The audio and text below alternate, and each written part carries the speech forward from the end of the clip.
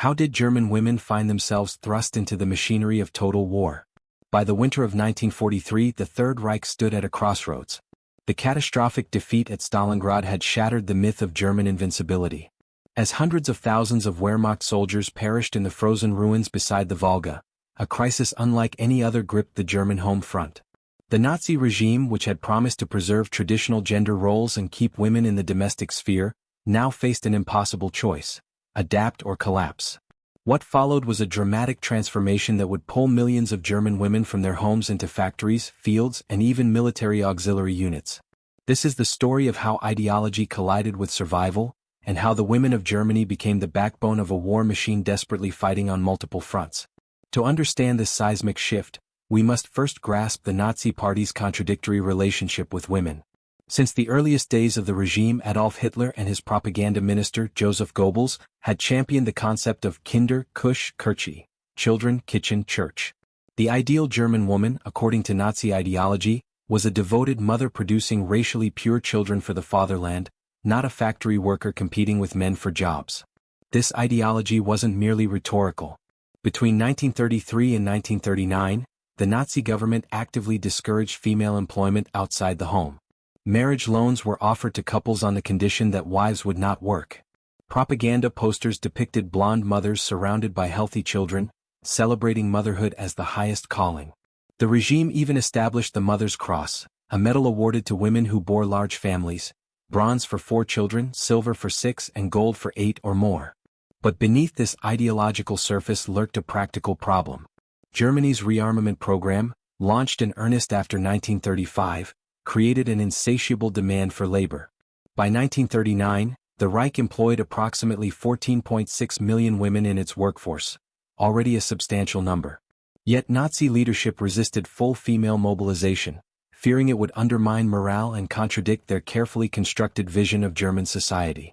Then came September 1, 1939. The invasion of Poland marked the beginning of a conflict that would ultimately demand every resource Germany possessed. The first 2 years of war masked the coming crisis. Germany's stunning victories in Poland, France, and the Low Countries were achieved with relatively modest losses and comparatively brief campaigns. The Blitzkrieg strategy seemed unstoppable. Millions of German men served in uniform, but the war hadn't yet demanded total sacrifice from the home front. Women's roles did expand during this period, but gradually. Volunteer organizations like the NS Frauenschaft, the Nazi Women's League, mobilized women for support roles: nursing, community welfare, and agricultural work. By late 1940, approximately 250,000 women served as Luftwaffe auxiliaries, operating searchlights, managing communications, and performing administrative duties. But these were volunteers, and the Nazi leadership still publicly maintained that German women belonged primarily at home. Operation Barbarossa, launched on June 22, 1941, changed everything. The invasion of the Soviet Union was supposed to be another rapid campaign, concluded before winter. Instead, it became a grinding war of attrition that devoured men and material at a horrifying rate. By December 1941, German forces had suffered over 800,000 casualties, killed, wounded, or missing. The Red Army, contrary to German expectations, fought with ferocious determination. Soviet industrial capacity, relocated beyond the Ural Mountains, began producing tanks, aircraft, and artillery at rates that stunned German intelligence. By 1942, the manpower crisis became undeniable. The Wehrmacht required constant reinforcements to replace mounting casualties on the Eastern Front, while simultaneously maintaining occupation forces across Europe and defending against British operations in North Africa. Factory production had to increase dramatically to replace destroyed equipment and supply the expanding fronts. Albert Speer, appointed Minister of Armaments and War Production in February 1942, recognized immediately that Germany couldn't sustain the war effort without dramatically expanding the industrial workforce. He calculated that Germany needed at least 3 million additional workers. The most obvious source: women currently outside the workforce. But Hitler remained resistant. He feared that forcing middle-class and upper-class German women into factories would provoke discontent among the very social groups that formed the Nazi Party's political base. He remembered the collapse of civilian morale during World War I and believed that maintaining traditional domestic stability was essential to avoiding a repeat of the 1918 revolution.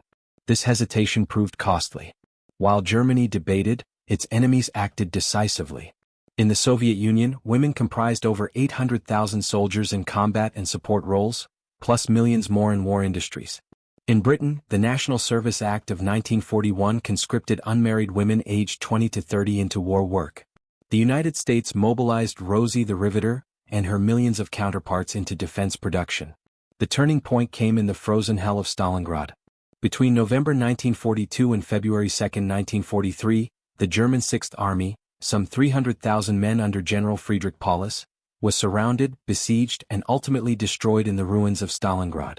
This wasn't merely a military defeat, it was a catastrophe that shattered German confidence and exposed the Wehrmacht's vulnerability.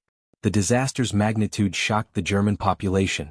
For months, Goebbels' propaganda machine had portrayed the Eastern Front as a victorious crusade.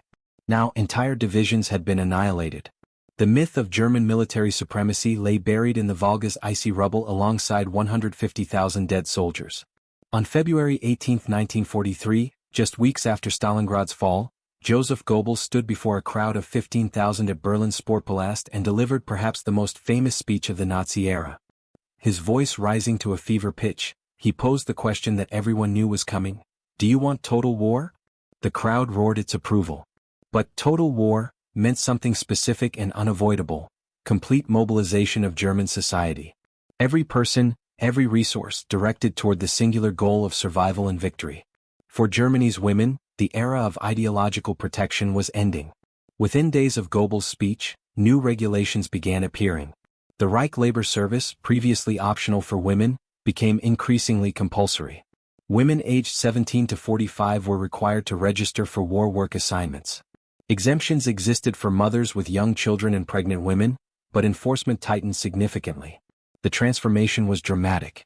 By mid-1943, approximately 6.5 million German women worked in war-related industries, an increase of over 2 million from 1939 levels. They operated machine tools and weapons factories, assembled aircraft components, manufactured ammunition, and maintained critical infrastructure. In the Krupp Armaments Works in Essen, women comprised nearly 40% of the workforce by 1944. The Luftwaffe expanded its female auxiliary corps dramatically. By 1944, over 450,000 women served as Luftwaffenhelferinnen, Luftwaffe helpers. They operated anti-aircraft batteries, radar installations, and communications centers. In practice, this meant 17-year-old girls manning searchlights during Allied bombing raids, tracking incoming bomber formations, and coordinating defensive fighters. The Wehrmacht followed suit, establishing the Wehrmachtshelferinnen Auxiliary Corps. These women served as telephone operators, secretaries, meteorologists, and communications specialists, freeing men for combat duties.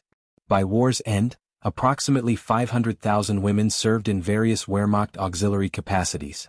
Agricultural labor demanded even more.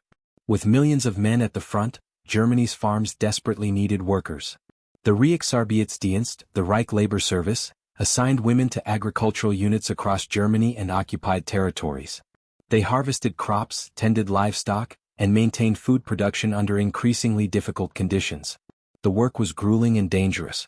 Allied bombing raids targeted industrial centers with devastating accuracy. Women working night shifts in armament factories endured terrifying hours in bomb shelters as British and American aircraft dropped thousands of tons of explosives on German cities. Between 1943 and 1945, an estimated 30,000 to 50,000 German women died in air raids while performing war work. Yet despite this massive mobilization, it wasn't enough. By late 1944, Germany's situation had become desperate. The Red Army was advancing from the east, crushing entire army groups. Allied forces had liberated France and were approaching Germany's western borders. The Wehrmacht's manpower reserves were exhausted. Boys as young as 16 and men over 60 were being conscripted into the Volkssturm, the last-ditch home guard. The regime's response was to push women even further into roles previously considered unthinkable. In the final months of the war, women began serving in quasi-combat positions. Female anti-aircraft crews operated heavy 88mm flak guns, engaging Allied bombers directly. Some women received training in small arms and were incorporated into defensive positions around Berlin and other cities. The most controversial development came with the establishment of women's battalions in early 1945. As Soviet forces approached Berlin, Nazi authorities began organizing women into defensive units. These weren't merely auxiliary forces, They were armed combatants expected to fight. Photographs from the final weeks show teenage girls in ill-fitting uniforms, holding Panzerfaust anti-tank weapons, preparing to defend against T-34 tanks. The human cost of this mobilization extended far beyond combat deaths. Women in occupied eastern territories faced horrific dangers as Soviet forces advanced. Millions fled westward in desperate refugee columns, many dying from exposure, starvation, or violence. Those who remained often suffered atrocities during the Soviet occupation. In factories and on farms, exhaustion took its toll. Women worked 12-hour shifts, often with inadequate nutrition and minimal safety equipment. Industrial accidents increased dramatically. Malnutrition became widespread as the Allied blockade strangled Germany's food supply. By 1945, the average caloric intake for German civilians had fallen to near starvation levels. Yet through all this suffering, women sustained Germany's war effort far longer than should have been possible. They kept factories operating under bomb-damaged roofs. They maintained agricultural production despite fuel shortages and equipment failures. They staffed communications networks, hospitals, and administrative offices that kept the Reich functioning even as it crumbled. The paradox was profound. The Nazi regime that had built its identity partly on protecting German women from the degradations of modernity and industrial labor had, in its final desperate years, subjected those same women to conditions worse than anything they had claimed to oppose. The ideology of Kinder, Kusch, Kirche had been sacrificed on the altar of total war. When Germany surrendered unconditionally on May 8, 1945, the full extent of women's mobilization became clear. Approximately 12 to 14 million German women had been involved in war work at various points during the conflict. Of these, hundreds of thousands had served in military auxiliary units. Tens of thousands had died in bombing raids, combat, or as refugees. The immediate aftermath was brutal. In the Soviet occupation zone, women faced widespread sexual violence. Across all zones, women bore the primary burden of reconstruction.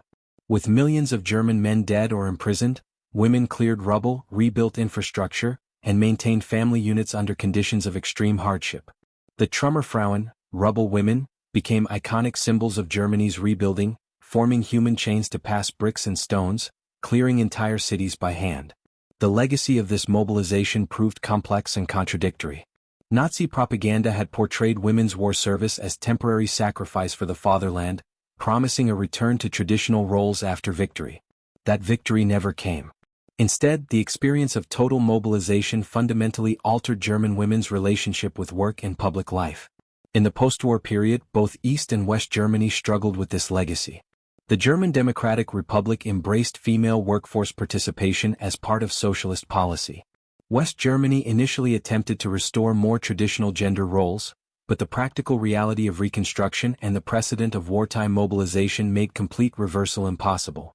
Historians have debated whether Germany's reluctance to fully mobilize women earlier in the war contributed to its defeat.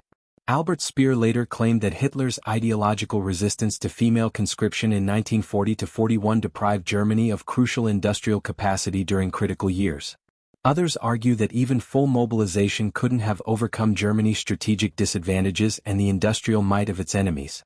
What remains undeniable is the extraordinary burden placed on German women during the final years of the Third Reich. They were pulled from the domestic sphere they had been promised to protect, thrust into industrial labor and military service, and subjected to dangers and hardships that contradicted everything Nazi ideology had claimed to represent. No medals or official recognition adequately captured their experience. Unlike the Mother's Cross awarded for childbearing, there was no decoration for the young woman operating a lathe in a munitions factory while bombs fell overhead, or for the auxiliary manning a flak position as American bombers approached, or for the nurse treating wounded soldiers in a collapsing field hospital. The story of how German women were pulled into total war reveals the ultimate bankruptcy of Nazi ideology when confronted with the reality of industrial conflict. It demonstrates how total war consumes everything in its path, grinding down even the most carefully constructed social systems. This was just one of countless untold stories from the Second World War. Subscribe to World War II Vault as we continue to bring these forgotten chapters of history back to life.